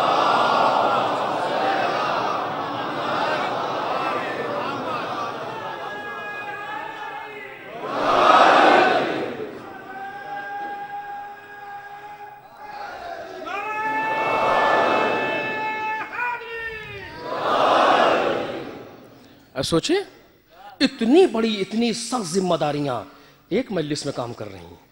یہ ہے مجلس، یہ فرش عزائے حسینی معمولی مسئلہ نہیں ہے. اس حال کا بات سمجھنا، کوئی بھی مجلس ہو امام حسینی کہیں بھی ہو، اس کا احترام واجب ہے، اس کی بقا کی ذمہ داری واجب ہے انسان کے لیے. یعنی میں واجب شرعی کیا واجب اخلاقی گفتگو کر رہا ہوں، فتویٰ نہیں دے رہا آپ کے سامنے. واجب اخلاقی ضروری ہے اس کی حفاظت کرنا. کوئی ایسا عمل ہم سے سرزد نہ ہونے پائے. میں بعنوان خطیب، آپ بعنوان سامع، کوئی ایسا عمل سرزد نہ ہونے پائے جو کسی طرح خدا نہ خواستہ اذا کے لیے نقصان دہ ثابت ہو جائے. چاہے وہ ہمارا ممبر سے بولنا ہو یا روڈ پر آپ گاڑی ڈرائیو کرنا ہو، فرق نہیں پڑتا. کتنی ذمہ داریاں. آپ دیکھیں ہمیں کیا معلوم، 4 بجے سے بیچارے آ کر کے بیٹھتے ہیں، تبرک پیک کر رہے ہیں. شاید پڑھنے میں اتنا سچ پڑھنے میں اتنا خلوص نہیں ہے جتنے خلوص سے وہ پیک کر رہے بیٹھے ہوئے. کتنی بڑی ذمہ داری ہے جو سامنے سے ہو رہی ہے. معمولی مسئلے ہیں یہ. کون گھر سے نکال کے لائے گا 4 بجے سے بھی 10 بج رہا ہے، اتنی دیر تک بیٹھا ہوا انسان تبرک پیک کر رہا ہے. کس خوشی میں میرے مولا کے چاہنے والے آئیں گے. کہاں ملے گی یہ جذباتی کیفیت؟ دنیا مجھے دکھائیے. ہاں میرے عزیزو، یہ ہماری ذمہ داری ہے کہ ایسے سینٹر، ایسے مراکز کہ جو ایسی چیزوں کو ہمارے سامنے لا رہے ہوں ان کی ہم حفاظت کریں. اگر آنے والے لوگ روز توجہ کریں، اب میں کہتا مجھے عادت نہیں ہے لیکن بات آئی ہے، اگر 1 درہم باہر کے ڈبے میں ڈال دے مثلا، یا دے دے کمیٹی کو یا کہیں پر بھی حسین ابن علی کے نام پر، 6,000-7,000 درہم ایوری ڈے ہے. یہ کس لیے؟ چونکہ کیوں دے رہے ہو؟ کہ تمہیں معلوم نہیں ہے میرے مولا کا گھر بن رہا ہے. جو ہمارے پاس رہے گا وہ تو مٹ جائے گا، جو ان کے پاس چلا گیا سوال نہیں پیدا ہوتا کہ مٹ جائے. پوری کائنات مٹانا چاہے نہیں مٹا سکتی، کیونکہ حسین کسی کا اٹھا کے نہیں رکھتے. تجربہ کریں. کتنے لوگوں نے مجھ سے کہا کہ صاحب بڑی مشکل سے عزاداری کے لیے میں نے مجلس کے لیے پیسے جمع کیے، لیکن ادھر مجلس ہوئی ادھر مولا نے اس سے زیادہ دیا. ایسا ہے یہ مرحلہ. ہاں میرے عزیزو، اس کی بقا ہماری ذمہ داری ہے. یہ نہیں ہے کہ ہمارے یہ دینے سے باقی رہے گی، نہیں نہیں، اس کے باقی رکھنے والا پروردگار ہے اس کا. ہم تو اپنے جذبات کو لا رہے ہیں سامنے. میرے مولا ہم وہاں نہیں تھے، یہاں تو ہیں. بس عزیزو، ابھی آپ کے سامنے کہ جو عزا خانہ بن رہا ہے، جو امام بارگاہ تعمیر، اس پر نظریں اتنی سخت ہوتی ہیں. اور یہ عزا بقائے دین کی ذمہ دار ہے. یہ عزا ہمارے لیے کمال روحانی کا ذریعہ ہے. یہ عزا قرب پروردگار کا وسیلہ ہے. ان آنسوؤں کا رابطہ اعلیٰ علیین سے ہے. اہل دل کہتے ہیں خود آنسو استغفار ہے. کہتے خدا کو اس وقت پکارو جب دل نرم ہو، تو مالک رد نہیں کرتا جب دل ٹوٹا ہو. ہاں عزیزو، یہ بہت مہم مسئلہ ہے. بہرحال میں اپنے موضوع کے اعتبار سے گفتگو نہیں کر سکتا. کل انشاءاللہ کہ فعل الخیرات یہ امام ہیں کہ جو نیکی کرنے کا جنہیں پروردگار عالم نیکی کرنے کی وحی کی، کہ جو آخری لمحے تک انسانوں کے ساتھ خیر کرنا چاہتا ہے، جس کے یہاں شر کا تصور نہیں پیدا ہو سکتا، اور جو بھی ان کے سائے میں آ جائے اس کی زندگی خیر ہے. زبان کے اعتبار سے خیر، نظر کے اعتبار سے خیر، فکر کے اعتبار سے خیر، قلم کے اعتبار سے خیر، جس اعتبار سے دیکھیں خیر ہے. تو میں عرض کر رہا تھا کہ اس محرم میں، ایسے مجالس میں محرم میں ہمیں نیت کرنی چاہیے باقاعدہ کہ ہمیں اس منزل پر پہنچنا ہے. تو پھر دیکھیے کیسے پہنچاتے ہیں وہ لوگ، کس طریقے سے، کیوں کیسے جاتا ہے انسان؟ صرف ارادہ ہو ان کے پاس جانے کا، اور پھر جو وہ کہیں اس پر عمل کرنے کا. جو نسخہ حسین ابن علی نے لکھ دیا، جتنی ہم اس پہ پابندی کریں گے اتنا ہماری کمال روحانی میں اضافہ ہوگا. مولا کائنات کے کتنے بیٹے ہیں؟ آپ نے سنا بچپن سے 18 بیٹے یا زیادہ، پر مجھے تعداد سے کبھی بحث نہیں رہی. زیادہ ہے اولاد علی کی، اور ان تمام اولاد میں کتنے عباس ہیں؟ ایک. علی کے اولاد میں نہیں، اول کائنات سے آخر کائنات ہے دوسرا عباس نہیں پیدا ہوا. یہ کیسے ہے؟ میں سوچا کبھی اس چیز کو. اگر علی کے بیٹے ہونے کی وجہ سے یہ منزلت تھی تو عبداللہ بھی جو عباس کے بھائی ہیں مولا کائنات کے بیٹے ہیں، عثمان بھی مولا کائنات کے بیٹے ہیں، جعفر بھی مولا کائنات کے بیٹے ہیں، محمد حنفی مولا کائنات کے بیٹے ہیں. یہ سارے مولا کائنات کے بیٹے ہیں. لیکن کوئی ہے اس منزل پر جہاں جناب ابوالفضل عباس ہیں؟ اول کائنات سے آخر کائنات تک دوسرا عباس نہیں پیدا ہوا کائنات کے اندر. کیسے کہہ رہا ہوں؟ غلو اس کے نہیں ہے، یہ حدیث ہے. اِنَّا لِلْعَبَّاسِ عِنْدَ اللَّهِ تَبَارَكَ وَتَعَالَى مَنْزِلَةً يَغْبِطُهُ بِهَا جَمِيعُ الشُّهَدَاءِ يَوْمَ الْقِيَامَةِ. اللہ کے نزدیک ابوالفضل عباس کی وہ منزلت ہے کہ قیامت کے دن سارے شہداء اس پر رش کریں گے. یہ کوئی معمولی مسئلہ ہے؟ کیوں ہے عباس اس مقام پر؟ اس لیے کہ جناب عباس بہت بہادر تھے. جی نہیں. اور شاید یہی وجہ تھی کہ کربلا میں ابوالفضل عباس کے بہادری کے جوہر اس طرح دکھے نہیں جتنے بہادر عباس تھے، کہ کہیں دنیا یہ نہ سمجھ لے کہ مقام عباس بہادری کا نتیجہ ہے.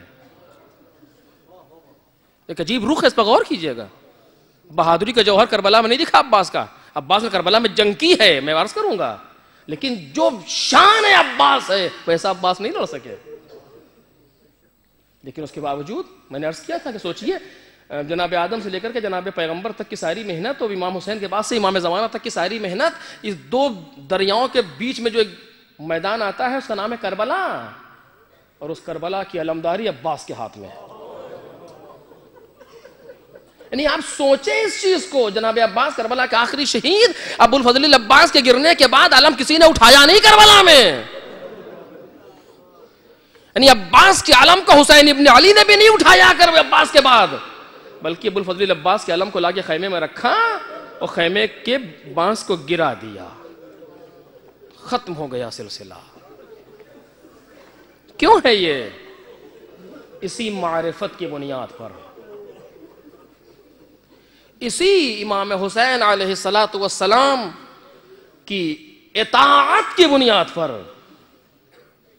ابوالفضل عباس امام حسین کی معرفت کس منزل پر ہے ہم اور آپ سوچ سکتے ہیں؟ تصور نہیں کر سکتے. جملے سنیے ابوالفضل عباس، میں نے ایک بار کا پڑھا تھا آپ کے سامنے 2-3 جملے، لیکن اب ٹائم زیادہ کہہ نہیں سکتا ہوں. 8 ذی الحج کو مکے میں ابوالفضل عباس نے کعبے کی چھت پر کھڑے ہو کر کے خطبہ دیا. جب امام حسین علیہ السلام حج کو عمرے سے بدل کے سفر کر رہے ہیں مکے سے، تو خطبہ دیا. خطیب کعبہ نے اس کو لکھا کتاب عین العارفین ہندی کے حوالہ سے مناقب و سادات الکرام میں یہ خطبہ لکھا گیا. اس میں جناب عباس کے جملے سنیں گے آپ. معرفت دیکھیے، دیکھیے جب کوئی آئیڈیل سامنے موجود ہو تو بات دوسری ہے، ابتدا کر رہا ہو جو انسان ایسے کلمات کی. صرف ابو الفضل العباس کے اندر علی کے بہادری کے جوہر نہیں آئے ہیں، علی کے کلام کے بھی جوہر ہیں. اگر یہ فاتح خیبر کا بیٹا ہے تو یہ خالق نہج البلاغہ کا بھی بیٹا ہے. یہ بھی ابو الفضل العباس کا رخ ہے، لیکن ہمارے سامنے تشنا ہے. ہم نے بھی اس رخ سے نہیں دیکھا ابو الفضل العباس کو. حافظ قرآن، فقیہ زمان، کعبے کی چھت پر الحمدللہ الذی شرف ھذا بقدوم ابی ہے. توجہ کریں، کیا معرفت کا انداز ابو الفضل العباس نے اختیار کیا. میں صرف 2-3 باتوں کو کہہ سکوں گا آپ کے سامنے، باقی وقت نہیں ہے. الحمدللہ الذی شرف ھذا بقدوم ابی ہے.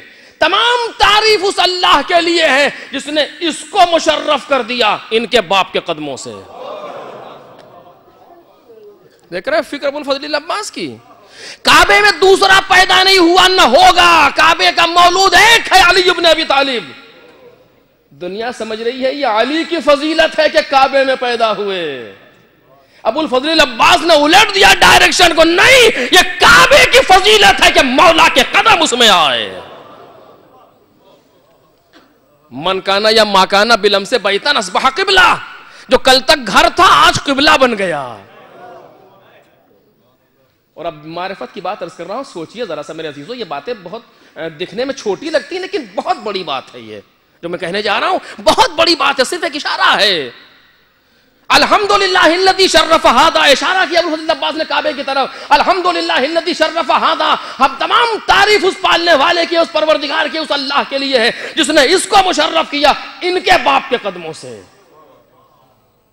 سنا آپ نے؟ ان کے باپ کے قدموں سے. جو ان کا باپ ہے وہی ان کا بھی باپ ہے.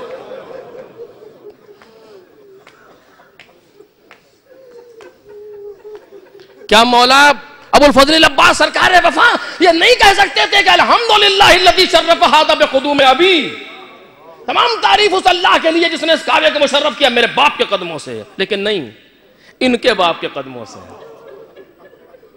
اور اشارہ کر رہے ہیں مولا کی طرف. کیوں؟ آخر وہ جناب عباس کا بھی تو باپ علی ابن ابی طالب ہے، اور علی کا ایسا لائق بیٹا ہے کہ جو علی کی تمنا ہے، علی کی آرزو ہے.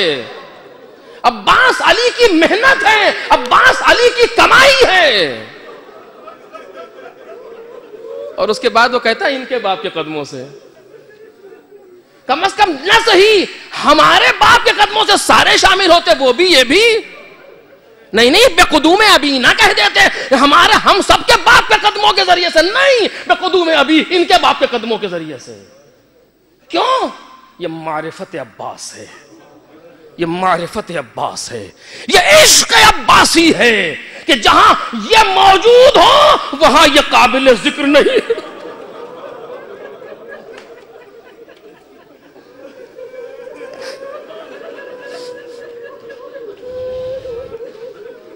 یعنی ابو الفضل العباس نے اپنے کو قابل ذکر نہیں سمجھا ان کے سامنے.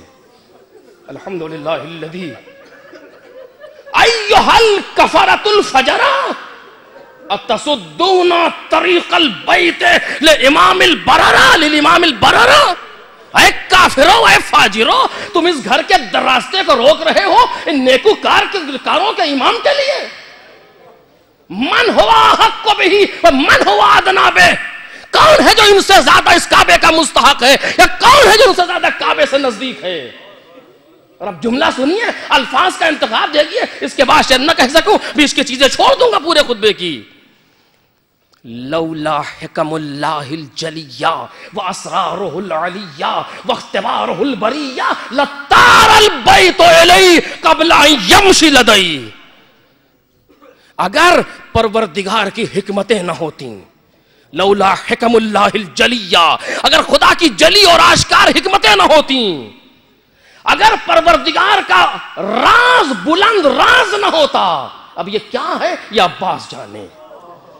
اگر پروردگار کا وہ سر عالی نہ ہوتا، اگر لوگوں کا امتحان لینا مقصود نہ ہوتا، تو اس کے پہلے کہ مولا چل کے کعبے تک آئیں، کعبہ اڑ کے ان تک جاتا. لطار البیت الیہ، اڑ کے جاتا کعبہ قبل ان یمشی لدی، کہ وہ چل کے اس تک آئیں. یستسلم الناس الحجر والحجر یستسلم یدی، لوگ ہیں جو کعبے، جو حجر الاسود کا بوسہ لیتے ہیں، اور حجر الاسود ہے جو ان کے ہاتھ کا بوسہ لیتا ہے. اور اس کے بعد جناب عباس کے کچھ جملے ہیں. اب میں وقت میں گنجائش نہیں عرض کروں آپ کے سامنے، بس روک رہا ہوں. اور اگر میرے مولا کی مرضی نہ ہوتی، جو پروردگار کی مرضی سے مشتق ہے، تو میں تم پر ایسے وارد ہوتا کہ جیسے چڑیوں پر کوئی باز وارد ہوتا ہے. دیکھو جا کر کے، غور سے دیکھو، کس کے گھر میں شراب ہے اور کس کے گھر میں حوض کوثر ہے. جملے ابو الفضل عباس کے، کہ تم اسی مغلطے میں، اسی غلطی میں وارد ہوئے ہو جس میں قریش وارد ہوئے تھے. قریش نبی کو قتل کرنا چاہتے تھے، اور تم نبی کے بیٹی کے بیٹے کو قتل کرنا چاہتے ہو. میں چھوڑ دی باتیں درمیان کی. پھر اس کے بعد مولا فرماتے ہیں ان لوگوں کے لیے یہ ممکن نہیں ہوا کہ وہ رسول کو قتل کریں. کیوں؟ کیونکہ امیر المومنین زندہ تھے. ممکن نہیں ہوا ما دام امیر المومنین حیا، جب تک مولا کائنات زندہ تھے کسی کی مجال نہیں تھی کہ جو رسول تک پہنچ سکے. کیف یمکن لکم ما دمت حیا صلیلا، تمہارے لیے کیسے ممکن ہوگا اب عبداللہ الحسین کو قتل کرنا جب تک میں زندہ ہوں.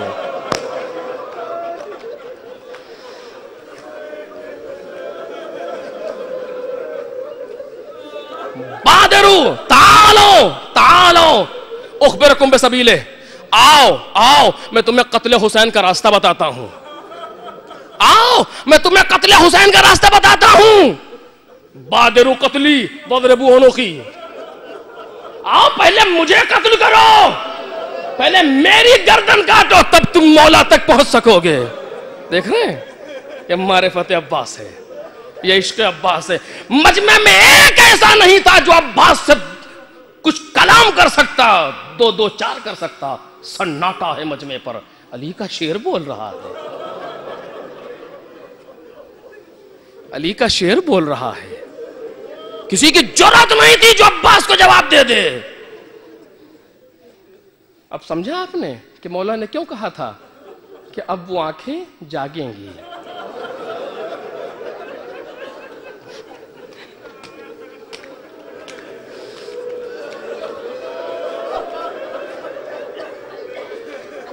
اب وہ آنکھیں جاگیں گی جو کل تک سوتی تھیں، اور اب وہ آنکھیں سوئیں گی جو کل تک جاگتی تھیں.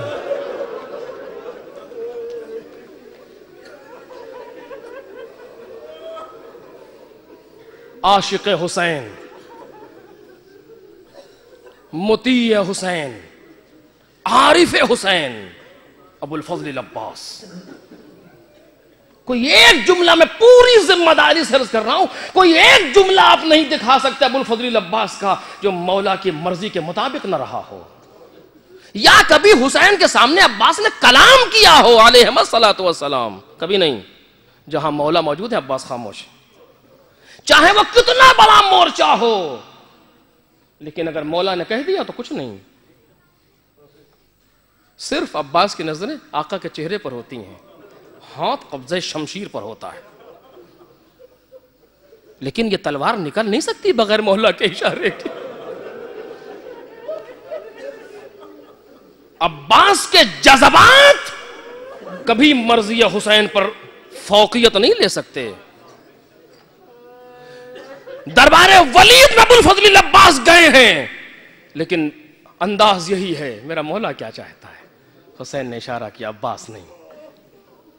نہر کے کنارے سے خیمے ہٹائے گئے، عباس کی شمشیر نکل آئی. کس کی مجال ہے جو خیموں کو ہٹا لے آؤ. لیکن جب مولا کی مرضی یہی ہے تو صرف یہ نہیں کہ عباس نے کہا خیمے ہٹا لو، اپنے ہاتھوں سے خیموں کو کھول رہے۔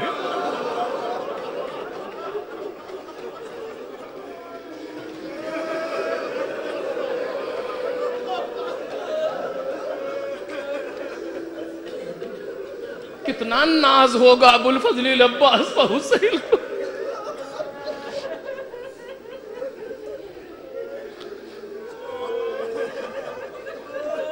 10ویں محرم کو پورا دن ابو الفضل عباس تلایا پھرتے رہے۔ فوجیں اتنی شریف نہیں ہیں جو کھڑی رہیں دور دیکھتی رہیں، نہیں، لوگ بڑھ بڑھ کے حملہ کرنا چاہتے ہیں حسین ابن علی کے خیام کی طرف، اکیلے عباس پوری فوج کو روکے۔ ایک جانب سے ایک جا کر کے جنگ کر رہا ہے اور دوسری جانب سے عباس اکیلے پوری فوج کو روکے ہیں۔ جناب زہیر قریب آئے، کہ عباس ذرا گھوڑے سے اترو، تم کو تمہارے بابا کی ایک بات سنانا چاہتا ہوں۔ جناب عباس نے گھوم کے زہیر کا چہرہ دیکھا، مقتل سے پڑھ رہا ہوں میں عزیزان محترم، گھوم کے زہیر کا چہرہ دیکھا کہ زہیر دیکھ نہیں رہا، فوجیں بڑھ بڑھ کے حملہ کر رہی ہیں، یہ کسی بات کے سننے کا موقع نہیں ہے، لیکن چونکہ تم نے بابا کا نام لیا ہے بغیر سنے گزر بھی نہیں سکتا۔ اللہ رحمتی امامت، جوانوں اگر تمہیں عباس سے قریب ہونا ہے تو مطیع امام بننا ہے، اگر عباس کی دعا چاہیے تو امام کے مطیع بنو، اگر عباس سے کمالات چاہیے تو امام کے مطیع بنو۔ عباس کے اختیار میں کیا کیا ہے ہم سوچ بھی نہیں سکتے۔ کہا زہیر یوں ہی بتاؤ، میں گھوڑے سے نہیں اتروں گا۔ تو جناب زہیر کہتے ہیں عباس تمہیں معلوم ہے کہ تمہاری ماں سے تمہارے بابا نے کیوں شادی کی تھی؟ تاکہ ایک بہادر فرزند پیدا ہو کہ جو کربلا میں حسین کے کام آئے۔ عباس یہ وہی دن ہے، وہ اتنا سننا تھا، ایک انگڑائی لی عباس نے اور ٹھوکر ماری رکاب پر، ذرا کی کڑیاں ٹوٹ گئی، رکاب ٹوٹ گئی، اور کہتے ہیں اتشجعنی یا زہیر، اے زہیر تم مجھے جوش دلانے آئے ہو؟ ارائی تو کما ارائی تقتو، ابھی میں تمہیں وہ دکھاؤں گا جو تم نے کبھی نہیں دیکھا ہوگا۔ عزیزو وقت زیادہ ہو رہا ہے، معاف کیجئے گا چونکہ شب جمعہ بھی ہے، 2 جملے۔ جناب زہیر کہتے ہیں یہ کہہ کر کے اتنی دیر میں کچھ فوجیں قریب ہوئی تھی، عباس نے شمشیر لیا جھپٹے فوج کے اوپر، کہا ایسا لگ رہا تھا جیسے عباس کی آتشی شمشیر کسی نیزار پر چل رہی ہو، ایسے سر برس رہے تھے۔ اور اسی جنگ میں مارد سے عباس نے جنگ تن بتن کی، عرب کا مشہور نیزہ باز مارد۔ جناب عباس نے شمشیر کو نیام میں رکھا، کہا مارد میں آج تجھ کو تیرے ہی نیزے سے ماروں گا، اور اس نے نیزہ مارا، عباس نے نیزے کو پکڑا اور اس سے نیزہ چھین کے اس کو اسی کے نیزے سے مارا۔ 80 یا 800 کی فیگر تک مقتل نے لکھی ہے۔ قتل کر کے عباس واپس آئے گا، زہیر دیکھا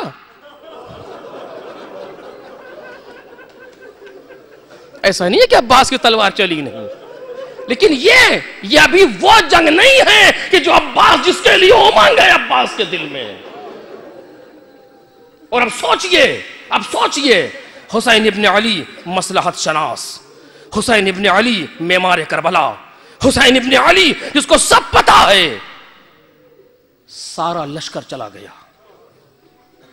عباس نے جب گھوم کے دیکھا تو کوئی نہیں، کیونکہ جب تک کوئی ایک بھی ہے بھی عباس کی ذمہ داری ہے علم لشکر کا اٹھائے رہیں، کیونکہ علمدار ہے کربلا ہے عباس۔ جب سب جا چکے تو جناب عباس امام حسین کے قریب آئے، کہا آقا اب غلام کو بھی اجازت دے دیں۔ امام حسین نے حسرت بھری نظر سے عباس کو دیکھا،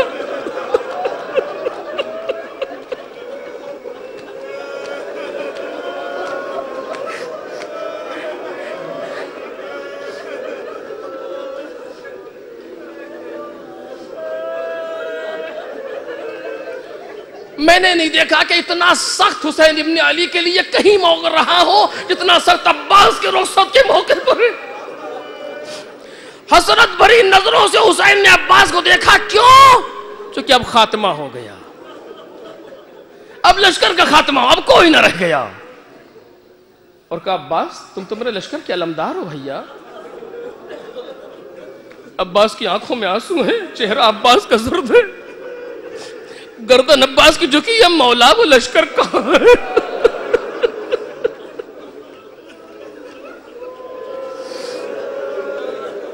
مصلحت پروردگار، مصلحت امامت سے اسی وقت بچوں نے کہا آواز بلند کی العطش. حسین ابن علی نے اسی سے استفادہ کیا. چونکہ حسین ابن علی جانتے ہیں اگر عباس جنگ کے قصد سے میدان میں گیا تو نقشہ کچھ اور ہوگا. اور ابو الفضل عباس کو حسین روکے تو کیسے روکے، کیا کہیں عباس سے؟ اس کے پہلے جب عباس نے تلوار نکالی تو روکنا آسان تھا. عباس ابھی کربلا نہیں آئی. آج ابو الفضل عباس سارے جا چکے، اب حسین ابن علی ہیں. ابو الفضل عباس سے کیسے روکے عباس کو؟ اور وقت عصر قریب آ رہا ہے. حسین کو اپنا پورا پروگرام اسی میں مکمل کرنا ہے اتنے ہی وقت میں. حسین ابن علی کے سامنے مصلحت پروردگار کا مکمل آئینہ ہے. کیا کریں؟ اگر عباس میدان میں جنگ کے ارادے سے چلا گیا تو پھر نقشہ بدل جائے گا. کیا کرے حسین؟ یہ سیاست حسین، یہ مصلحت حسین، یہ مصلحت امامت ہے. عباس کی ساری شجاعت کو حسین ابن علی نے مشکیزے سے جوڑ دیا. کہ عباس جا رہے ہو تو جاؤ، لیکن اس کے پہلے پانی کی سبیل کر دو بچوں کے لیے. مجھے لگتا ہے ابو الفضل عباس نے سمجھ لیا کہ کیا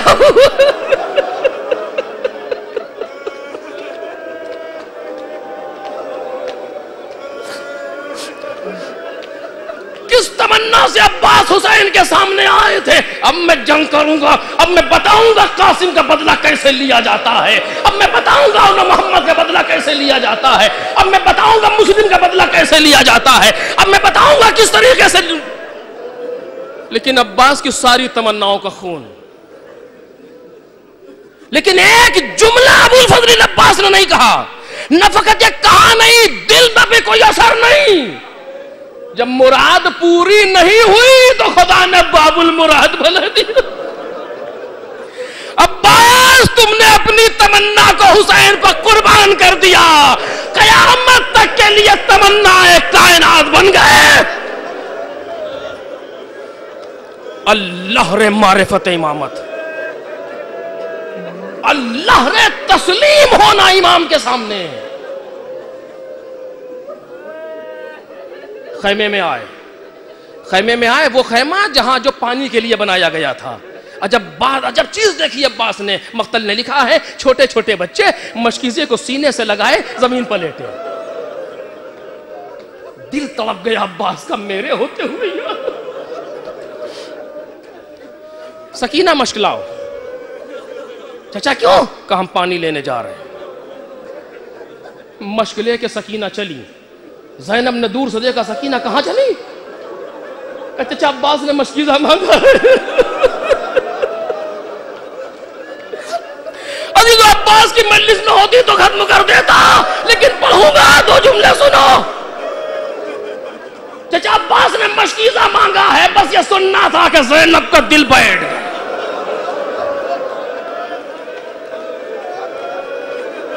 جس چیز کی اطلاع جناب زینب کو مولا کائنات نے دی تھی وہ وقت آ گیا. عباس کو خیمے میں بلاؤ. آئے. کہ عباس میں ایک دن بابا کے آغوش میں بیٹھی تھی، اچانک بابا نے میرے بازوؤں کے بوسے لیے، میرے بازوؤں کو چوما. تو میں نے پوچھا بابا، چھوٹی تھی میں نے پوچھا بابا اپنے بازو کیوں چومے؟ جو اکثر بچوں کا منہ چوما جاتا ہے، باپ ہے. تو میرے بابا نے کہا تھا زینب ایک دن آئے گا جب ان بازوؤں میں رسی بندھے گی.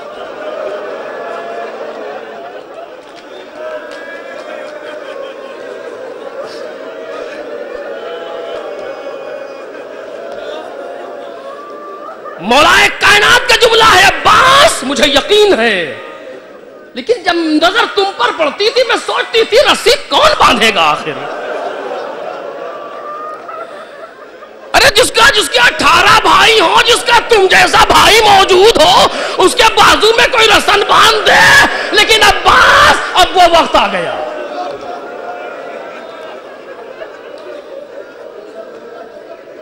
خیمے سے نکلے، چھوڑ رہا ہوں چیزوں کو. سکینہ نے بچوں کو جمع کیا. आओ आओ, लेकिन अब कोई हाय प्यास न कहना, अब कोई अलातश न कहना।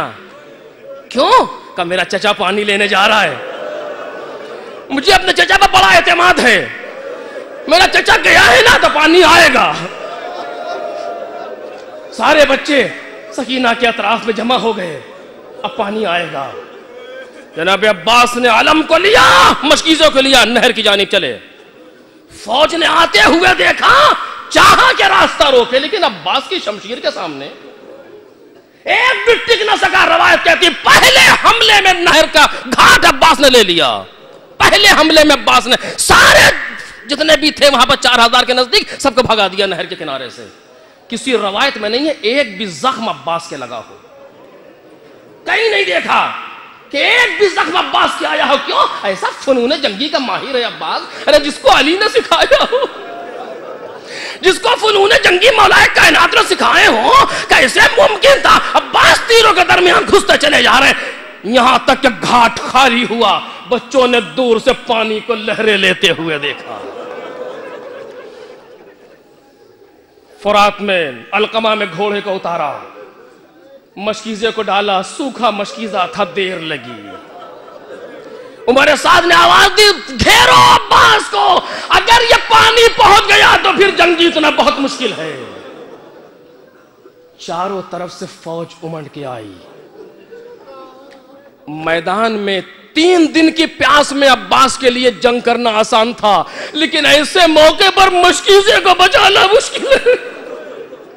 जहां चारों तरफ से तीर आ रहे हो, अब्बास मशकीज़े को कैसे बचाए? लेकिन अबुल फजल अब्बास ने बड़ी कोशिश की। अजीजों, रवायत में लिखा कि मशकीज़े को भरा अब्बास ने, पानी लेकर के फेंका, पढ़ न सकूंगा। मशकीज़े को भरा अब्बास ने, घोड़े की पुश्त पर मरकी मशकीज़े को रखा। अब्बास ने अपने आप को मशकीज़े पर लिटा दिया। तीर आए तो मुझे लग जाए लेकिन मशकीज़ा बच जाए।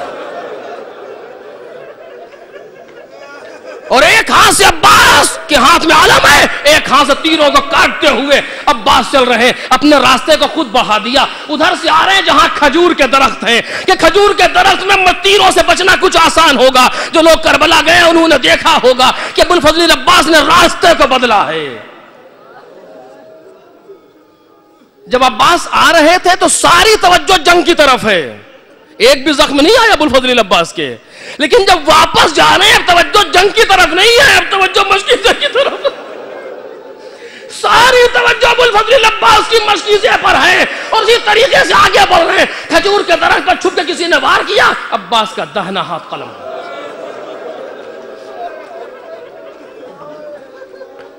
बाएं हाथ में मशकीज़े आलम को संभाला अब्बास ने और आगे बढ़े।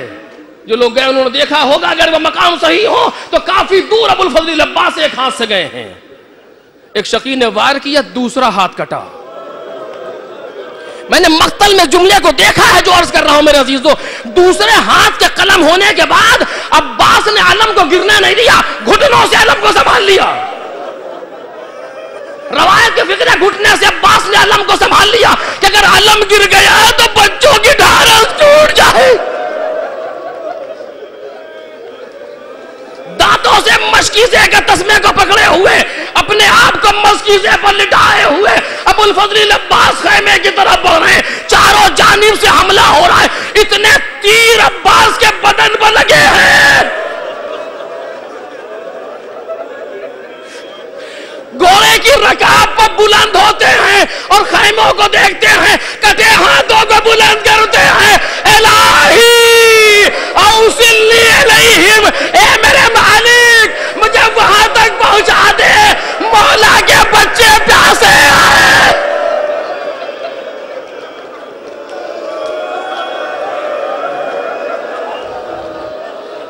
हाँ जवानों, ये अबुल फजल अब्बास का मातम है। जल्दी जल्दी 2 जुमले सुने, अब्बास का मातम है। अभी अब्बास इसी आलम में आगे बढ़ रहे हैं। एक तीर आकर के अब्बास के लगा, आंख में तीर लगा। चाहा के झुक के घुटनों में दबा के तीर खींच दे। अभी सर झुकाया था कि सर पर गुर्ज लगा। अब घोड़े पर संभला नहीं जा रहा, لیکن ابھی عباس گرے نہیں، چونکہ مشکیزہ باقی ہے۔ حرملہ نے نشانہ لیا، مشکیزے پر تیر لگا، اب گھوڑے پر حملہ نہ گیا، ادھر عباس گرے ادھر علم گرا۔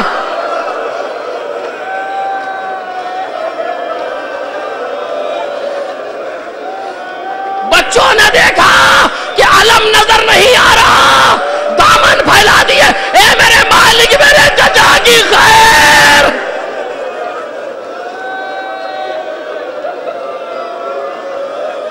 ہاں یہی حق ہے ابو الفضل عباس کے ماتم کا۔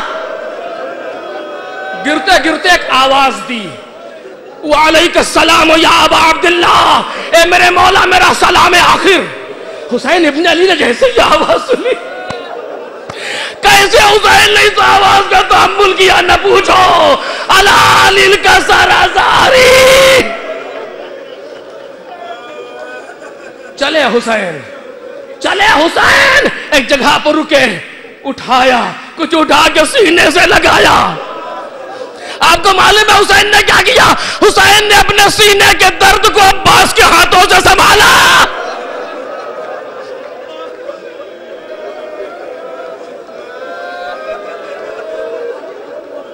آئے، اس منزل پر آئے جس منزل کو کوئی بھائی نہ دیکھے۔ کیا دیکھا؟ عباس خاک و خون میں رڑیاں رگڑ رہے ہیں۔ آخری منزل ہے عباس کی۔ امام حسین سرہانے بیٹھے، عباس کا سر اپنے زانوں پر لیا، روایت کہتی دونوں آنکھوں سے آنسو جاری ہیں۔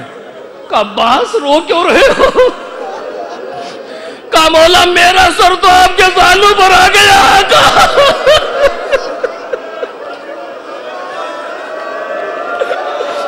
اے آقا، آپ کی غربت پر رو رہا ہوں۔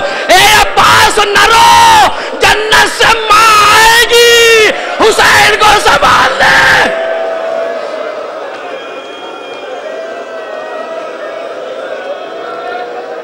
مقتل نے لکھا، امام حسین نے عباس کے کمر کے نیچے ہاتھ لگائے۔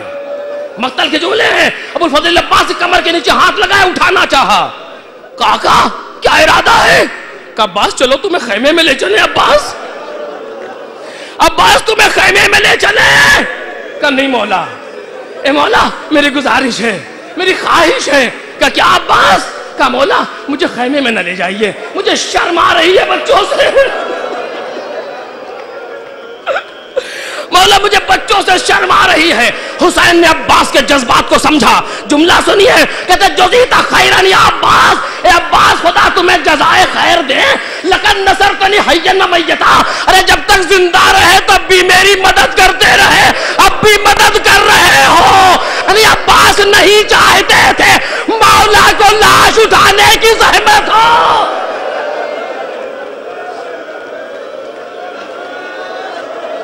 آخری جملہ، جتنا چاہے نہ رو لینا، آخری جملہ۔ عباس نے ایک ہچکی لی، روح پرواز کر گئی۔ حسین ابن علی عباس کو میدان میں چھوڑ کے کیسے آئے؟ سوچو حسین پر کیا گزری ہوگی۔ لیکن یہ مصلحت امامت ہے، امام جانتے ہیں کیا ہونے والا ہے۔ اپنے بھائی کو حسین نے وہیں چھوڑ دیا، علم کو اٹھایا، خیمے کی جانب چلے۔ دو کام ہوئے ہیں اس کے بعد، بس جملہ سن لیا، مجلس تمام ہو گئی۔ دو چیزیں ہوئی ہیں اس کے بعد۔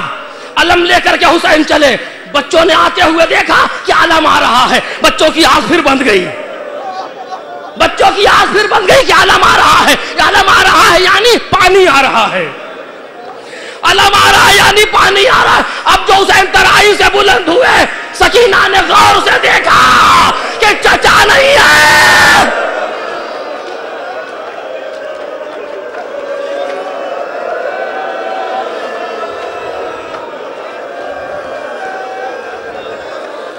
جملے سنیے، چھوٹے چھوٹے بچے ہیں، 3 دن سے پیاسے ہیں، لیکن اللہ رے غیرت، کسی ایک بچے نے یہ نہیں پوچھا کہ پانی کہاں ہے۔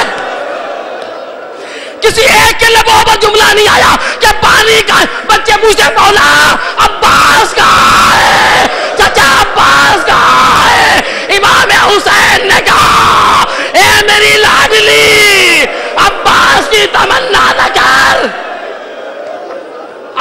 آخری جملہ جو میں نے کہا دو چیزیں ہوئی ہیں، آخری جملہ حسین خیمے کی طرف آئے، خیموں میں کیا ہوا؟ ایک کوہرام مچا کہ زینب بیبیاں واباسا وانیا، خیموں میں ماتم ہو رہا ہے، آخری جملہ ہے، خیموں میں ماتم ہوا،